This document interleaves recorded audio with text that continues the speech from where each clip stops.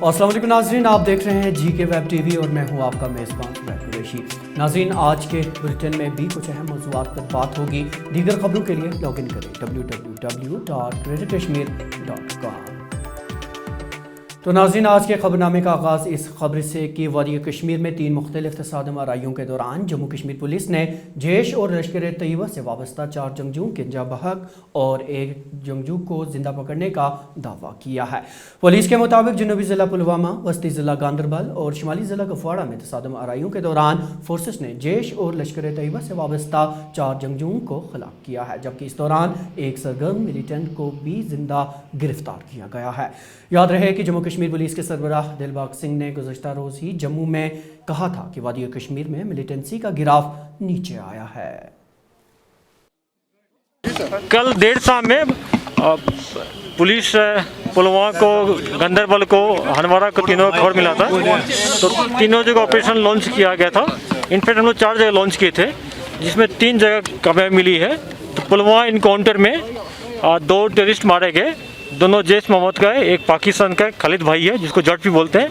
2018 से शोपियन पुलवामा में एक्टिव था।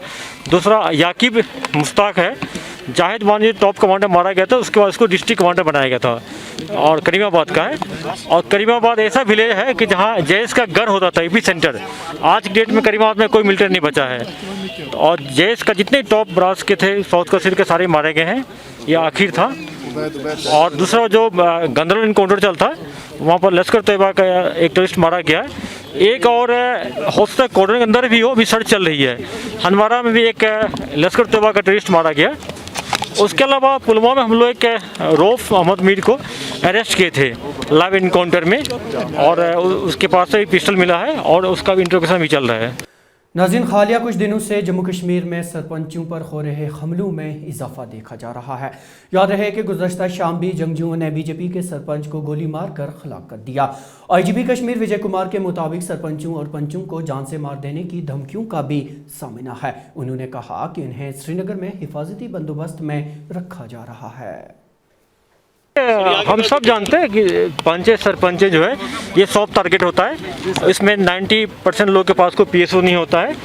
जिसको थ्रेट है उसको हम लोग श्रीनगर में कमरा दिए हैं सिक्योर एरिया में, और कुछ को डिस्ट्रिक्ट हेडक्वार्टर मिला है। कल जो शहीद हुए हैं उनको श्रीनगर में होटल था, बिना पुलिस को बताए चले गए। हम लोग का अफसोस है।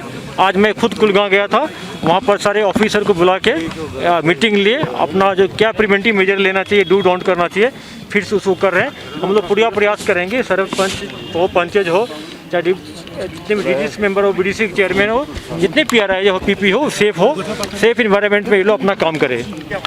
जितने भी टेररिस्ट है, चाहे हजरतबल सैन में हो, चाहे जो आज के इनकाउंटर हो, हर एक इनकाउंटर में एक पाकिस्तानी टेररिस्ट होता है, कहीं 2 होता है, कहीं 1 होता है। पाकिस्तान से इन लोगों को इंस्ट्रक्शन है, आप धार्मिक जगह पर जाकर अटैक करें, धार्मिक स्थानों को कोई नुकसान पहुंचे, लोगों में आक्रोश हो, लॉ एंड क्रिएट हो, ये लॉ एंड सिचुएशन को ख़राब करना चाहता है पाकिस्तान। उसके इशारे पर मिलिटेंट ऐसा एक्टिविटी कर रहे हैं। हम लोग पूरा संयम बरत रहे हैं, पूरा प्रिवेंटिव मेजर लेके, सैन कोई हो या मस्जिद हो, उसको पूरा कोई लॉस नहीं हो, बचाते हुए, कोलेटर कहीं डैमेज नहीं हो, उसको बचाते हुए हम लोग ऑपरेशन कर रहे हैं।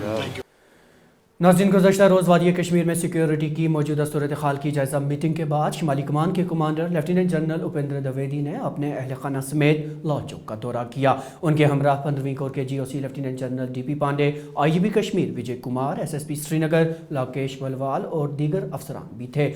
इस अचानक दौरे के दौरान जहाँ उन्होंने तारीखी घंटाघर के सामने तस्वीरें लीं, तो वहीं मुकामी ज़ियाफ़तों से भी लुत्फ़अंदोज़ हुए।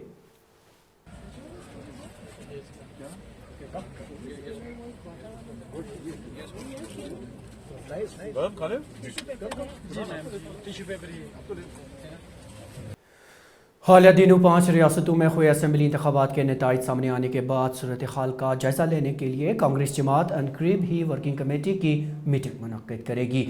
जी हाँ नाज़रीन, इन बातों का इजहार सीनियर लीडर और प्रदेश कांग्रेस कमेटी की इंचार्ज रजनी पाटिल ने किया। वो आज श्रीनगर में पार्टी की एक मीटिंग के दौरान इजहार ख्याल कर रही थीं। स्टेटों में जो भी कांग्रेस की हालत हुई है, इसके लिए विचार मंथन करने के लिए हमारी हाल ही में निर्णय हुआ है कि कांग्रेस वर्किंग कमेटी की मीटिंग बुलाई जाएगी और शायद हो सकता है कि नेक्स्ट हफ्ते में, आने वाले हफ्ते में हमारी CWC की मीटिंग हो जाएगी, जिसमें इसके ऊपर विचार मंथन होगा। ये बताइए, कल G23 की मीटिंग हुई, उसमें ये बता रहे हैं G23 लीडर्स की जो प्रेसिडेंशियल इलेक्शन है वो जल्द से होने चाहिए और एक अब इंट्रोस्पेक्शन की नहीं एक्शन की ज़रूरत है, तो उस पर आपके क्या कहना है? नहीं, उसके बारे में मैं कैसे कह सकती हूँ कि उसकी मीटिंग के बारे में मुझे कुछ पता नहीं है, लेकिन जो भी होगा CWC के मेंबर वो भी है, तो उसकी बात CWC में होगी और उसके ऊपर चर्चा होगी। मुझे बस इतना जानना है, जम्मू एंड कश्मीर में अगर कांग्रेस को देखें, कहीं उसी कगार पे किसी उसी राह पे तो नहीं चल रही है जैसे पंजाब में चली? यहाँ भी आज़ाद साहब अलग दिख रहे हैं, पार्टी के ऐसी बातें आ रही हैं, क्या कहेंगी? नहीं, मुझे ऐसे लगता नहीं, क्योंकि हर एक स्टेट का अपना अलग मसला है। और दूसरी बात कि जैसे मैंने लास्ट टाइम भी बोला था कि आज़ाद साहब का पहले से यही मानना है कि कांग्रेस उस तरफ से नहीं जाएगी। हम सब एक दूसरे के साथ झगड़ा ज़रूर करते हैं, लेकिन जब लड़ाई की बात आती है तो एक साथ चलते हैं। रजनी जी, अगर इलेक्शन होते हैं JNK में, जब भी होंगे, तो कितनी तैयारी है कांग्रेस? हमारी पूरी आज आप देखते होंगे कि 5 राज्यों के चुनाव के बाद मुझे भी लग रहा था कि किस तरह से लोग आएंगे, लेकिन जिस उत्साह से लोग आए हैं, मुझे लगता है कि हम सब एक साथ मिलकर तैयारी करेंगे। जिस तरह की जिला इंतजामिया श्रीनगर इस कोशिश में है कि शहर से ट्रैफिक के दबाव को कम किया जाए। इन बातों का इजहार एडिशनल जिला कमिश्नर श्रीनगर मोहम्मद हनीफ बल्की ने हमारे सीनियर एडिटर साकिब मलिक के साथ बातचीत के दौरान किया। GK वेब TV ने ट्रैफिक जामिंग समेत मंशियात की रोकथाम के लिए इकदाम के बारे में भी जानने की कोशिश की। उन्होंने जवाबन क्या कहा, आइए देखते हैं। हमारे शो पे हम अक्सर अलग अलग टॉपिक्स के बारे में बात करते हैं, हेल्थ, एजुकेशन और बहुत ऐसे ऐसे मौजू हैं जिन्हें हम छेड़ते हैं अपने शो पे। लेकिन आज हम बात करने वाले हैं डिस्ट्रिक्ट श्रीनगर के बारे में और हमारे साथ जुड़े हैं ख़ास मेहमान सईद हनीफ बल्की साहब, जो कि ADC श्रीनगर हैं। बल्कि साहब, श्रीनगर को लेकर बहुत सारे इश्यूज़ हैं, एक दो इश्यूज़ में थोड़ा डिस्कस करना चाह रहा था आपके साथ। सबसे बड़ी आज जो स्कूल्स खुले, खासकर उसके बाद ट्रैफिक की प्रॉब्लम है, ट्रैफिक जैम्स को लेकर जो है लोग काफ़ी परेशान रहते हैं। तो क्या स्टेप्स लिए जा रहे हैं इसको डिकंजेस्ट करने के लिए श्रीनगर को? आप पिछले दिनों से देख रहे होंगे जो पार्किंग का मसला यहाँ पे श्रीनगर में सबको पता है। पार्किंग लॉट्स में गाड़ियाँ लोग यूजुअली सड़कों पे भी रख लेते हैं, जबकि पार्किंग लॉट अवेलेबल होता है। तो वो इलेक्शन के लिए ट्रैफिक डिपार्टमेंट ने इसमें ज़्यादा एक्टिव रोल कुछ दिनों से किया हुआ है। उम्मीद है इंशाल्लाह सब लोग आगे से थोड़ा सा आराम करेंगे। लेकिन एक बात लोगों से भी गुजारिश है कि अब रास्ते पे रखने के बजाय अगर वो पार्किंग में ही रुपया 20, 30, 10 जो भी रेट है, तो पार्किंग लॉट्स अवेलेबल हैं लाल चौक में, जहाँ रख सकते हैं। कुछ जगहों पे नहीं है वहाँ पे, लेकिन गुंजाइश है कि आगे पीछे अगर रख भी लें तो बिल्कुल साइड पे रख लें, बीच में ना रखें। मैं अपने व्यूअर्स को बता दूं कि जो डिस्ट्रिक्ट एडमिनिस्ट्रेशन है इसका काफ़ी फोकस रहा है ऑफ लेट, जो ड्रग मेनेस है उस पर क्लैम्प डाउन करने का। तो जो सेल ऑफ एसिड है उसको लेकर काफ़ी रेगुलेशन आया, ड्रग मेनेस को लेकर। तो बल्कि सब किस तरह के स्टेप्स लिए जा रहे हैं? आज जैसे आज भी फंक्शन यहाँ पे थी, बच्चों के साथ ही थी, तो हमेशा हमारा ज़ोर रहता है कि बच्चों को गाइड करें, बड़ों को गाइड करें। जो लोग इसके साथ जुड़े हैं उनसे गुजारिश करते हैं, खुदारा कोई काम और ढूंढ लीजिए, इस काम में मत पड़िए जिसकी वजह से फैमिलीज तबाह होती है। तो गुनाह की भी लिमिट्स होती हैं, तो ये तो हद से ज़्यादा पार होने के मुताबिक होता है, क्योंकि माँ बाप हमने रोते हुए देखे हैं जो बच्चों की वजह से बहुत परेशान होते हैं।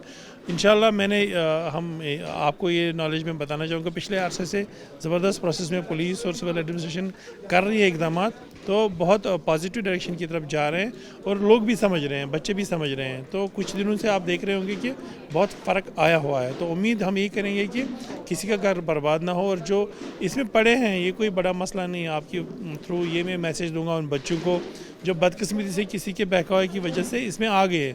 ये कुछ दिनों का मसला है, आप अपनी डॉक्टर से बात करें, माँ बाप से बात करें। 5-10 दिन का तो मसला है, तो आदमी ठीक हो सकता है, कोई परेशान होने की ज़रूरत नहीं कि छुपाए। एक आखिरी सवाल है आपसे कि जो स्कूल्स खुले हैं, स्कूल्स खुलने के बाद कैसा रहा है, मतलब रिस्पांस वगैरह? और ये भी मेरा सवाल है कि ट्रैफिक स्ट्रीमलाइन हुआ, जो ट्रांसपोर्ट है, स्कूल का वैन्स हैं, बाकी बसेस हैं, वो सब स्ट्रीमलाइन हो गया है? देखिए, ट्रैफिक आबादी बड़ी है श्रीनगर शहर की। अगर आप बात करेंगे तो सारे डिस्ट्रिक्ट के बच्चे कोचिंग सेंटर्स में अगर देखेंगे तो सबसे ज़्यादा श्रीनगर में है। हमारे यहाँ कॉलेजेस हैं, यूनिवर्सिटीज़ हैं, मेडिकल कॉलेज हैं, तो बहुत तादाद हैं बच्चों की जो पढ़ रहे हैं। तो खुदा के फजल से आपने देखा होगा पिछले दिनों से जो इंस्टीट्यूशंस बच्चों को पढ़ा रहे हैं, बड़ी खुशखबरी से पढ़ा रहे हैं। स्कूल मैनेजमेंट बड़े एक्टिव हो गए हैं, बेहतरीन इक़दाम उन्होंने उठाए कोविड के मामले में भी। और अब रहा मसला जो दूसरा वाला पार्ट था कि वैन्स का रेट वगैरह जो है, आपको ये भी पता होगा कि उन्होंने भी बड़ी मुश्किलात देखी हैं, जो गाड़ियाँ वाले थे उनका रोज़गार मुतासिर हुआ था। तो थोड़ा बहुत एडजस्टमेंट अगर सब कर लेंगे तो चूँकि कलेक्टिव जिम्मेदारी है सोसाइटी की, सबका थोड़ा बहुत ख्याल रख के इस मरहले से अब जब इंशाल्लाह निकल जाएंगे तो मामला खुद ब खुद लेवल पे आ जाएंगे। तो ये थे सईद हनीफ बल्की साहब, एडीसी श्रीनगर, जिन्होंने एक क्रॉस रेंज ऑफ टॉपिक्स के बारे में बात की श्रीनगर को लेकर। ख़ासकर उन्होंने कहा कि श्रीनगर को डिकंजस्ट करने की जो है कोशिश की जा रही है, यही कोशिश की जा रही है कि ट्रैफिक को स्ट्रीमलाइन किया जाए ताकि जो घंटों हमारे ज़ाया होते हैं ट्रैफिक जैम में वो ना हो। कैमरामैन खान मुदस्सिर के साथ Saqib Malik, GK web TV. रूस और यूक्रेन के माबैन मौजूदा कशीदगी के बीच आज यूक्रेन में फंसे जम्मू कश्मीर के तमाम तलबा बहिफाजत अपने घरों में पहुंच गए। याद रहे कि जम्मू कश्मीर के तकरीबन 150 के करीब तलबा यूक्रेन में फंसे हुए थे। इन तलबा की आखिरी खेप गुज़श्ता रोज़ दिल्ली पहुंची थी, जो आज अपने अपने घरों में सही सलामत पहुंच गए हैं।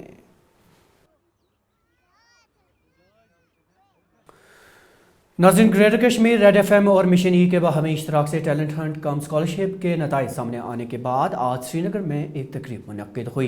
तकरीब के दौरान मज़कूरा मुकाबले में अव्वल, दोम और सोम पोजीशन हासिल करने वाले तलबा में बिलतरतीब 1.5 लाख, 1 लाख और 50,000 रुपये नकदी अदा किए गए।